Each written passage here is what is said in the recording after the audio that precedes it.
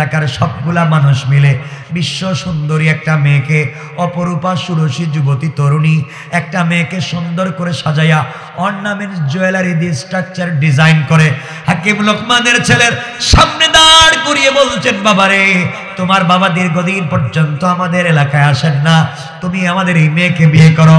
মেয়েকে যদি বিয়ে করো, বিশ্ব সুন্দরী মেয়ে, বিয়ে করলে সুন্দর স্ত্রী পাইবা, আমাদের সঙ্গে তোমাদের আত্মীয়তাও ঠিক হয়ে গেল। হাকিম লোকমানের ছেলে মেয়ের চেহারার দিকে তাকাইয়া তিনি আশ্চর্য হারে, এত সুন্দর মেয়ে কি পৃথিবীতে হতে পারে? এত সুন্দর মানুষ কি পৃথিবীতে জন্মায়? তার মনে খাহেশ জমে গেল, আমি তো বিয়ে করতেই হবে, আমি না করলে অন্য কেউ তো মেয়েকে বিয়ে করবে, এত সুন্দর মেয়েকে কি হাত ছাড়া করা যায়? তিনি বিয়ের জন্য রাজি হয়ে গেলেন। হঠাৎ মনে পড়েছে বাবা বলেছেন বিয়ে করলে, কথা বলেন, বিপদ আছে। হাকিম লোকমানের ছেলে আশ্চর্য হয়ে গেলেন, এবার কি করব? বিয়ে যদি করি, বাবা বলছেন বিয়ে করলেই মৌত, আমি যদি বিয়ে না করি মেয়েকে তো অন্য কেউ করবে, সুন্দরী মেয়েকে তো হাত ছাড়া করা যায় না। হাকিম লোকমানের ছেলে সিদ্ধান্ত নিলেন বিয়ে করবেন কি করবেন না। মুরব্বীকে জিজ্ঞাসা করবেন, মুরব্বীকে বলেন, আঙ্কেল আপনি বলেন তো কি করব? মুরব্বী বলছে, বাবা তুমি বলো কি করবা? হুজুর বিয়ে করলেও তো আমাকেই করতে হবে, অন্য কেউ এই মেয়েকে বিয়ে করুক আমি চাই না। কিন্তু বাবা বলেছেন বিয়ে করলেই মৌত। মুরব্বী ডাক দিয়া বলছে, হাকিম লোকমানের ছেলে রে, তোমার বাবা কি বলেছেন? বাবা বলেছেন বিপদে পড়লে 2 রাকাত সালাতুল হাজত পড়তে, বিপদে পড়ে গেলে আপনার পরামর্শ নিতে। মুরব্বী বলছেন, বাবা শোনো, তাহলে তুমি 2 রাকাত সালাতুল হাজত পড়ো, আর আমি পরামর্শ দিলাম, মন যদি চায় এই মেয়েকে বিয়ে করে ফেলো, যত বিপদ আসুক না কেন সবগুলা আমি দেখব।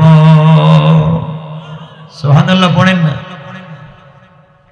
আমার বন্ধুগণ, আমার মুসলমান ভাইরা, এক পর্যায়ে তারিখে ইবনে জারির তাবারিতে লিখে আল্লামা জুলফিকার নকশবন্দি খুতুবাতে জুলফিকার নকশবন্দিতে লিখে, যুবক হাকিম লোকমানের ছেলে এই মেয়েকে বিয়ে করে ফেললেন। বিয়ে করলেন যেদিন, ওই দিন ফুলসজ্জার রাত্র ছিল না, এরপরের রাত্র ফুলসজ্জার রাত্র, বাসর রাত্র। সকালবেলা মুরব্বীকে নিয়ে ওই মুরব্বী আর হাকিম লোকমানের ছেলে রাস্তা দিয়ে হাঁটতেছেন। রাস্তা দিয়ে যখন হেঁটে যায়, দীর্ঘ পথ চলতেছে, এলাকার ছেলে মেয়ে, নারী পুরুষ, আবাল বৃদ্ধ বনিতা হাকিম লোকমানের ছেলের ডাইনে বামে হাঁটে আর বলতেছে, এই যে পাগল যায়, এই যে পাগল যায়। হাকিম লোকমানের ছেলে আশ্চর্য হয়ে গেলেন, আমাকে পাগল বলে কেন এলাকার সব মানুষ? আমি তো তাদের দুলাভাই, আমাকে পাগল বলবে কেন? আমি আবার এমন কি করলাম? সবাই বলতেছে এই যে পাগল যায়, সবাই হাসাহাসি করে, ছেলে মেয়েরা হাসাহাসি করে, মস্কারা করে, দুষ্টামি করে। হাকিম লোকমানের ছেলে দাঁড়িয়ে গেলেন আর বললেন, বলো তো তোমরা কেন দুষ্টামি করো? কি হয়েছে? আমি এমন কি করলাম? আমি না তোমাদের দুলাভাই? সবাই বলতেছেন, আপনার মতো বোকা আহাম্মক আর বেওকুফ পৃথিবীতে আর নাই, আপনি পাগল। কেন রে আমাকে তোমরা পাগল বলো? তোমাদের এলাকার বিশ্ব সুন্দরী মেয়েকে আমি বিয়ে করলাম, তোমরা পাগল বলো কেন? সবাই ডাক দিয়া বলতেছে, হাকিম লোকমানের ছেলে, তোমার বাবা তো অনেক বড় জ্ঞানী, তুমি যে এত বড় আহাম্মক জানি না। তুমি যে এই মেয়েকে বিয়ে করছো, এই মেয়ে তোমার আগে আরো 9টা ছেলের বিয়ে করছে। কয়টা? আপনি 10 নম্বর। কয়টা? কোনো কত হইলো? হ্যাঁ এটাই তো কথা, আপনি 10 নম্বর। এই জন্য হাসতেছি, আপনি 10 নম্বর। এই মেয়ের আগে আরো 9টি বিয়ে হয়েছে। হাকিম লোকমানের ছেলে জিজ্ঞাসা করলেন, তাহলে 9 জন গেল কই? আমি যে 10 নম্বর, বাকি আর গেল কই? এত সুন্দরী মেয়েকে ওরা ডিভোর্স দিল, কোনো ছাড়লো কেন? সবাই বলতেছে, হাকিম লোকমানের ছেলেরা কেউ ছাড়ে নাই। এই মেয়েকে যারাই বিয়ে করেছে, বিয়ে করার পরে ফুলসজ্জার রাত্রে, বাসর রাত্রে যারা স্ত্রীর কাছে গিয়েছে, সকালবেলা তাদের লাশ বের হইছে। এইভাবে আমরা সকালবেলা বাসর ঘর থেকে পর্যায়ক্রমে 9টা লাশ বাইর করছি। তুমি পাগল, এই জন্য বললাম তুমি 10 নম্বর, আজকে রাত্রে তোমার লাশ আমরা বাইর করব, এই জন্য তুমি পাগল। হাকিম লোকমানের ছেলে এই কথা শুনবার পরে কি মনে করছেন, মাথা কি আর ঠিক আছে? মুরব্বীকে বলছেন, হুজুর ভুল তো হয়ে গেছে, এখন কেমনে ভাগা যায়? এলাকা ছাড়ি আর বিয়ে শাদী যা করছি থাকুক, চলেন গ্রাম ছাড়ি। খবর শুনে তার স্ত্রী পুরা এলাকায় সিকিউরিটি গার্ড লাগাই দিছে, আমার জামাই যেন বাঁকতে না পারে। কই যাইব? বিয়ে করে তো পড়ছে বিপদে, এখন ভাগবার পথ নাই। হাকিম লোকমানের ছেলে মহা বিপদে।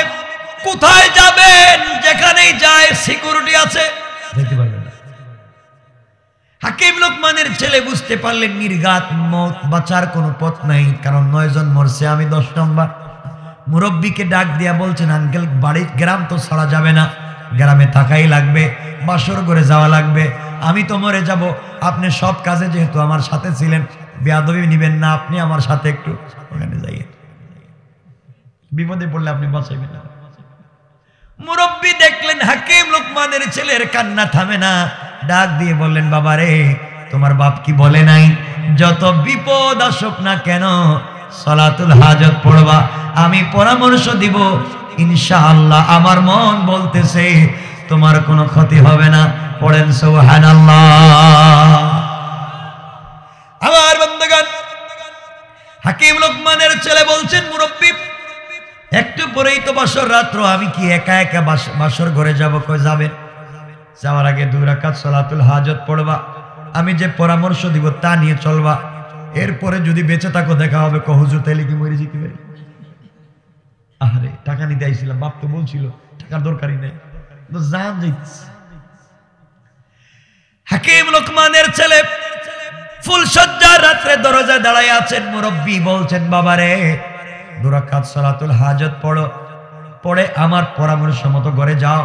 হুজুর পায়ে ধরে আপনি বলেন কি করব? বাসর রাত্রে ঘরে ঢুকবার পরে স্ত্রী তোমার সাথে মেলামেশা করতে চাইবে পাগলের মতো, মানবা না তুমি?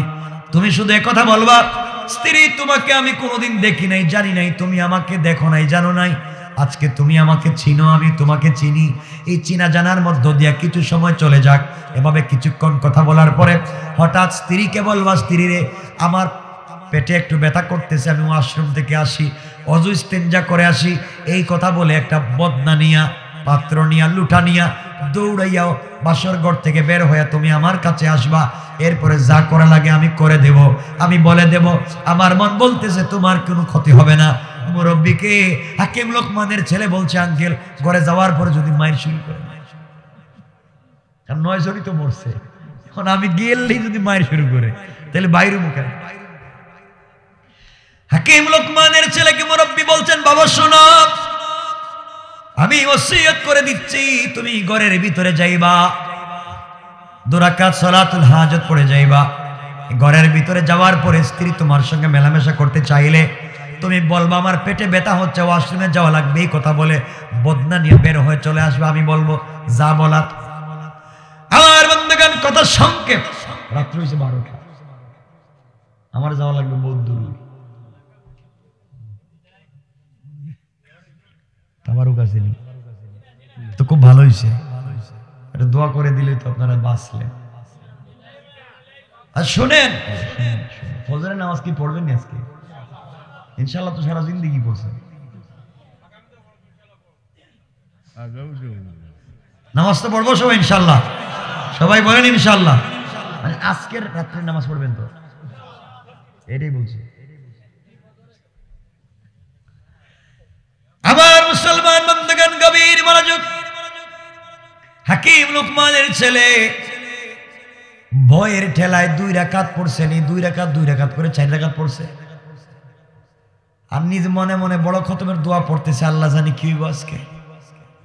মুরব্বী বলতেছেন, বাবা যাও, তোমাকে দোয়া করে দিলাম, যাও। হাকিম লোকমানের ছেলে ঘরের ভিতরে প্রবেশ করেছেন, মুরব্বী দাঁড়িয়ে আছেন। ঘরে ঢুকবার পরে স্ত্রী ডাক দিয়া বলতে, স্বামী রে, আপনি দূরে বসে থাকলে চলবে না। হাকিম লোকমানের ছেলে বলছেন, শোনো, তুমি জিন্দেগিতে আমাকে দেখো নাই, আমিও তোমাকে কোনোদিন দেখি নাই, আজকের রাত্রে পরিচয়ের রাত্রে তোমাকে আমি চিনবো, এভাবে চিনবো। স্ত্রী বলতেছে, অবশ্যই, কিন্তু আমার সঙ্গে মেলামেশা করা লাগবে। আমি রাজি, কিন্তু আগে কথা বলি। কথাবার্তা বলতেছেন, হঠাৎ করে হাকিম লোকমানের ছেলে চিন্তা করলেন, কোন সময় জানি আবার মায়ের শুরু করে। বললেন স্ত্রী শুনো, আমার পেটে ব্যথা হচ্ছে, আমি একটু ওয়াশরুম থেকে আসি, অযু ইস্তেঞ্জা করে আসবার পরে তোমার সঙ্গে মেলামেশা করব। এই কথা বলে বদনা নিয়া, পানির যে কোনো পাত্র নিয়া দৌড়াইয়া ঘর থেকে বের হয়ে মুরব্বীর সামনে রেখে বলছেন, আঙ্কেল আপনি বাঁচান, আর কেমনে যাই? মুরব্বী বললেন, হাকিম লোকমানের ছেলেরে আগে যাও, তুমি অজু করে আসো। হাকিম লোকমানের ছেলে অজু করতে চলে গেলেন। এমন সময়ে এই মুরব্বী হাকিম লোকমানের ছেলের ব্যাগের ভিতর থেকে সাপের মাথার অংশ আসেনি, ওই অংশটা বের করে বদনার ভিতরে ঢুকাইয়া মুখ লাগাই দিছে। মুখ লাগিয়ে দিয়েছে। হাকিম লোকমানের ছেলে অজু করে আসছে।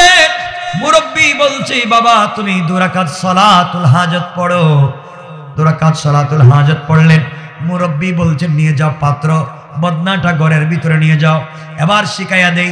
ঘরে নিয়ে যাওয়ার পরে স্ত্রীকে বলবা, স্ত্রী তোমার সঙ্গে আমি মেলামেশা করতে রাজি, কিন্তু আমারও শর্ত আছে। হুজুর শর্ত কি? শর্ত হলো স্ত্রীকে যে কোনো ভাবে বাধ্য করবা এই বদনার ভিতরে প্রস্রাব করতে। যেভাবেই হোক তাকে বলবা পেশাব করতে বদনার ভিতরে। সে যদি পেশাব করে ফেলে, সাথে সাথে বদনাটা নিয়ে তুমি আমার কাছে আসবা, আমার কাছে দিবা, এরপরে আবার চলে যাবা। আমার মন বলতেছে এরপরে যাওয়ার পরে তুমি যদি মেলামেশা করো, আমার মন বলতেছে তোমার কোনো ক্ষতি হবে না। পড়েন সুবহানাল্লাহ। হাকিম লোকমানের ছেলে ঘরের ভিতরে গেলেন, স্ত্রীকে ডাক দিয়া বললেন, স্ত্রী রে অবশ্যই আমি মেলামেশা করবো, আপত্তি নাই, কিন্তু এই যে বদনা, এই লুটাই পাত্র, এর ভিতরে তোমাকে প্রস্রাব করতে হবে, পেশাব করতে হবে, এরপরে মেলামেশা করব। স্ত্রী দেখলো কোনোভাবেই স্বামীকে রাজি করানো যায় না। এক পর্যায়ে বাধ্য হয়ে বলছে, স্বামী আপনার কথা মানি। এই বলে স্ত্রী ওখানে প্রস্রাব করলো। প্রস্রাব করার পরে হাকিম লোকমানের ছেলে ওই বদনার মুখটাকে ডেকে দিয়া দৌড়াইয়া মুরব্বীর কাছে এনে বলছেন, হুজুর নেন, এবার বলেন কি করা লাগবে। এভাবেই তো রাত্র কেটে যায়। মুরব্বী বলছেন, হাকিম লোকমানের ছেলের বদনাটা উল্টাও। হাকিম লোকমানের ছেলে যখন বদনা উল্টালে, উল্টানোর সাথে সাথে দেখেন বিষাক্ত কালো কালো ছোট্ট 2টা সাপ দেখা যায়, অর্ধেক সাপ দেখা যায়। চিৎকার করে বলছেন, আঙ্কেল এগুলা কি? বদনা তো খালি আমি নিলাম, এগুলা কোত্থেকে এসেছে? মুরব্বী বলছেন, বাবারে তোমার স্ত্রীর পেটে 2টা কালো কালো সাপ ছিল, সাপের বাচ্চা ছিল। এই সাপের বাচ্চা কেমনে ঢুকলো, কেমনে আসলো, কোন কারণে সাপের বাচ্চা জন্ম নিল, এটা আরেক আলোচনা, ওদিকে যাবই না। কি খুশি মনে হচ্ছে আমি প্লাস্টিক। 12টা হয়ে গেছে তো, এটা আরেকটা বিষয়। এখন এই সাপটা কেমনে মেয়ের পেটে আসলো এটা অন্য বিষয়, বাদ আজকে রেখে দিলাম, আমরা সুজা সুজা শেষ করে দিই। আমার মুসলমান বন্ধুগণ কথাগুলো শুনেন, আমার ভাইরা। তিনি বললেন, তোমার স্ত্রীর পেটে বিষাক্ত কালো 2টা সাপ জন্ম নিয়েছে, কেমনে সেগুলা ভিন্ন বিষয়। এই জন্যে ওই স্ত্রীর সঙ্গে যে স্বামী মেলামেশা করতে যায়, ওই সাপ তাদেরকে দংশন করে, আঘাত করে, এই জন্যে তারা মরে যায়। এইভাবে 9 স্বামী মরে গিয়েছে সাপের কামড়ে, সাপের দংশনে। হুজুর তাহলে অর্ধেক সাপ থেকে আসলো? বাবারে গাছের গোড়ায় যে সাপ তোমাকে আঘাত করেছে, অর্ধেক গাছের গোড়ায় ফেলে দিয়েছি, অর্ধেক বেকের ভিতরে ঢুকিয়েছি। কারণ কোন জিনিসই অনুপকারী না, সব উপকারী। আপনারা মনে করে দেই, ডাস্টবিনের পানি ময়লা পানি, আবর্জনা পানি, ডাস্টবিনের পানি খাওয়া যায় না, ওযু গোসলের কাজে আসে না, কিন্তু এই পানিও উপকারী। দেখবেন ডাস্টবিনের পানি, ময়লা পানি, খালের পানি যদিও খাওয়া যায় না, পান করা যায় না, এই পানি ওযু ইস্তেঞ্জার কাজে লাগে না, ওয়াশরুমের কাজে লাগে না, এই পানি দিয়া ওযু করা যায় না, গোসল করা যায় না, কিন্তু ঠিকই আগুন নিবানোর কাজে লেগে যায়। ঠিক কিনা বলেন? ফলের গাছ বয়স হয়ে গিয়েছে, ফল ধরে না, এই জন্য কেটে দিবেন না। গাছ বয়স হয়ে গেছে, ফল না দিলে কি হবে? এই গাছের নিচে তো ছায়া দিয়ে যায়। হাকিম লোকমানের ছেলেকে মুরব্বী বললেন, বাবারে অর্ধেক সাপ রেখে দিয়েছিলাম, ওই সাপটা তুমি যখন বদনা নিয়ে আসছিলে, ওই অর্ধেক সাপটা তোমার বদনার ভিতরে দিয়েছিলাম। তুমি যখন নিয়ে গিয়েছ, নিয়ে যাওয়ার পরে ওই সাপ যখন বদনার ভিতরে তোমার স্ত্রী যখন বদনার মুখে বসে প্রস্রাব করতে গিয়েছে, তখন সাপ তো সব থেকে পৃথিবীর হিংসুটে প্রাণী, যখন দেখলো তারা নিচে আরেকটা সাপ নড়াচড়া করে, তারা মনে করেছে তাদের খাবারে ভাগ বসায়, ওকে মারবার জন্য তারা লাফ দিয়েছে, স্ত্রীর প্রস্রাবের সঙ্গে বের হয়ে এসেছে। এই জন্য এই সাপের কারণে পেটের ভিতরে দুইটা সাপ বের হয়েছে। এখন তোমার স্ত্রী মুক্ত, তার সঙ্গে মেলামেশা করলে কোনো ক্ষতি হবে না। পড়েন সুবহানাল্লাহ, আল্লাহু আকবার বলেন। তারিখ ইবনে জারির তাবারি বিশাল একটা কিতাব, লম্বা করে লিখছে। আমার বন্ধুগণ, এবার হাকিম লোকমানের ছেলে ঘরের ভিতরে ঢুকেছেন। ঠিক আছে, তাহলে কিছু হবে না। এদিকে লাশ যারা কাটে, এদের নাম কি? ডুম। এদের নাম কি?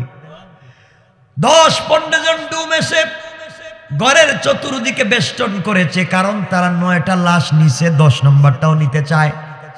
গ্রামের মানুষ অপেক্ষা করতেছে সকাল কখন হবে, লাশ তারা নিয়ে যাবে। হাকিম লোকমানের ছেলে তার স্ত্রীর সঙ্গে মেলামেশা করলেন। স্ত্রীও জানে তার স্বামী মরে যাবে, কিন্তু মেলামেশা করলে দুজন ঘুমিয়ে পড়ে গেলেন। কে কখন ঘুমালেন বলতে পারেন না, তাদের মত হয় না। এক একজন এক এক দিকে ঘুমিয়ে পড়লেন। সকালের সূর্য উঠে গিয়েছে। ডুমেরা চিন্তা করে সকালবেলা মেয়ে তো দরজা খুলে দে, আজকে দুটা মনে হয় মরে গেছে। কেউ দরজা খুলে না। ডুমেরা ঘরের ভিতরে ঢুকছে, দরজা ভেঙ্গে ভিতরে ঢুকে দুইজন দুই জায়গায় ঘুমিয়ে গেছে। ওরা দড়িয়ার শিকল হাকিম লোকমানের ছেলের পায়ে লাগাইয়া টানতেছে, লাশ মনে করে। যখন টান দিছে, হাকিম লোকমানের ছেলে সোজা দাঁড়ায় গেছে। এরা মনে করছে ভূত, দিছে দৌড়। ওই এটা আবার কোনটা? 9টা মরে গেছে, দেখি দাঁড়ায় গেছে, এটা মানুষ না, এটা ভূত। দিছে দৌড়। এদের দৌড় দেখে গ্রামের সব মানুষ দৌড়। ব্যাপার কি দৌড়াও কে? এটা ভূত, এটা তো মানুষ না। সবগুলো মরছে, ও ডাইরেক্ট দাঁড়ায় গেছে। পাবলিক তো দৌড়ায়। স্ত্রী চিল্লাচিল্লি শুনে স্ত্রী ঘুম ভাঙছে, ভাঙ্গে দেখে তার স্বামী জিন্দা। ব্যাপারটা কি? এটা মানুষ, এটা জিন্দা। 9টা মরছে, এটা দিকে মরল না। আমার বন্ধুগণ, লম্বা কথা সংক্ষেপ করে বুঝাই। এক পর্যায়ে হাকিম লোকমানের ছেলে তাদেরকে বুঝালেন কেমনে কি হলো, কি কি ঘটলো, সব বুঝালেন। সবাই মানলো। এরপরে তাদের আনন্দে চললেন আরো একদিন। সংক্ষেপ করে দিলাম, এখানে আরো অনেক ঘটনা আছে। একদিন পরে মুরব্বী বলছেন, বাবা তোমার কাজ কি? শ্বশুর বাড়িতে থাকা নাকি টাকা আনা? উদ্দেশ্য কি বিয়া ছিল? এটা ফাও, ফ্রি পাইছে, টাকা তো উদ্দেশ্য। হাকিম লোকমানের ছেলেকে বলছেন, বাবা রে তোমার তো টাকা আমল উদ্দেশ্য ছিল, টাকা কি আনবা নাকি শ্বশুর বাড়ি থাকবা? হুজুর টাকা তো লাগবে। তাহলে চলো। স্ত্রীকে ওখানে রাইখা দুজন চললেন টাকা আনার জন্যে। দীর্ঘ পথ চললেন। চলতে চলতে মরুভূমির পারে চরের মধ্যে গিয়ে দেখেন দুতলা একটা বাড়ি কাঠের। দাঁড়ালেন। মুরব্বী নেমে আসছে, পরিচয় দিয়ে বলেন, আমি হাকিম লোকমানের ছেলে, আমার বাবা টাকা পায়, টাকাটা দেন। মুরব্বী বলতেছে, আমি তো টাকা দেই কাউকে এভাবে না, রাত্রে থাকলে সকালে টাকা দেই। হাকিম লোকমানের ছেলের মনে পড়েছে, আব্বা জান বলেছেন যারাই রাত্রে থাকবে তারা সকালবেলা মরে যায়, কেউ বাঁচে না। এখন কি করব? মনে পড়েছে বাবা বলেছেন যত বিপদ আসুক সালাতুল হাজত পড়তে হবে, মুরব্বির পরামর্শ নিতে হবে। মুরব্বিকে বলেন, আঙ্কেল কি করা যায়? একটাই কাজ করতে হবে বাবা, সালাতুল হাজত পড়ো, আল্লাহ যা করে কপালে আছে তারা দেখবো। এর অর্থ হলো দুজন মিলে নিচতলায় ঘুমিয়ে গেলেন। হাকিম লোকমানের ছেলে আর মুরব্বী নিচতলায় ঘুমালেন, আর ওই মুরব্বী দুতলায় এক রুমে, তার দুই সন্তান এক রুমে ঘুমালো। অর্থ হলো গভীর রাত্রে সমুদ্র থেকে জোয়ার আসে, জোয়ার আসে নিচতলায় পানি ঢুকে যায়, যারা রুমের ভিতরে থাকে বের হতে পারে না, এরা মরে যায়। এজন্য টাকা দেয় না। এই সিস্টেম করে কোনো ব্যক্তিকে টাকা দেয় না। এই পরামর্শ করে এই মুরব্বীর নিচতলায় দুইজনকে ঘুম পাড়াইছে। ওরা তো দুইজনই রাত্রবেলা মরে যাবে, টাকা দেওয়া লাগবে না। আবার বন্ধুগণ, যারা কৌশল করে এভাবে মানুষকে কষ্ট দিতে চায়, আল্লাহ বলেন তোমরা কেমনে কৌশল করো, বহুত লোক তো কৌশল করে দিন দুনিয়ার জমিন থেকে মুছে দিতে চাইলো, আজও কৌশল করে দিন মুছতে পারে নাই। আল্লাহ বলেছেন তোমরা জানো না তোমাদের কৌশলের চাইতে আমি আল্লাহর কৌশল আরো বড়, কোন ঠিক কিনা?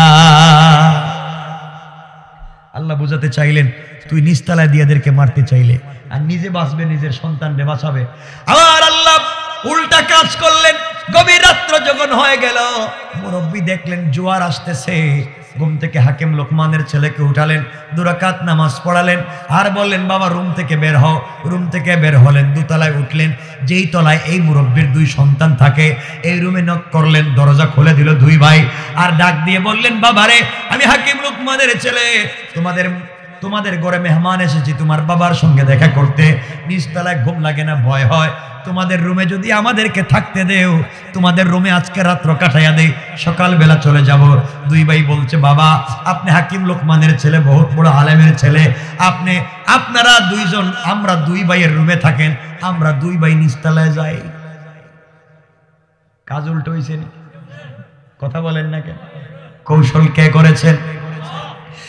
এজন্য আমার আল্লাহ কুরআনে কারীমের ভিতরে বলেন ওয়া মাকারু ওয়া মাকারাল্লাহ ওয়াল্লাহু খায়রুল মাকিরিন। আল্লাহ রাব্বুল ইজ্জত ওয়াল জালাল বলে দিয়েছে যারা কৌশল করে আরেকজনকে ঠকাতে চায় তারা নিজেরাই ঠকবে, নিজেও জানে না। ঠিক কিনা বলেন? তারা 2 ভাই নিচতলায় গেল, হাকিম লোকমানের ছেলে আর মুরব্বী 2 তলায় ঘুমালেন। রাত্রবেলা জোয়ার আসলো, 2 ভাই ঘুমের ভিতরে মরে গেল। এই 2 ভাইয়ের বাপ মুরব্বী মনে করেছে তার ওই 2 জন তো মরে নিচে পড়ে গেছে, লাশ বাসায় দেওয়ার জন্য নিচতলায় আসছে, দরজা খুলে দেখে তার 2 ছেলে।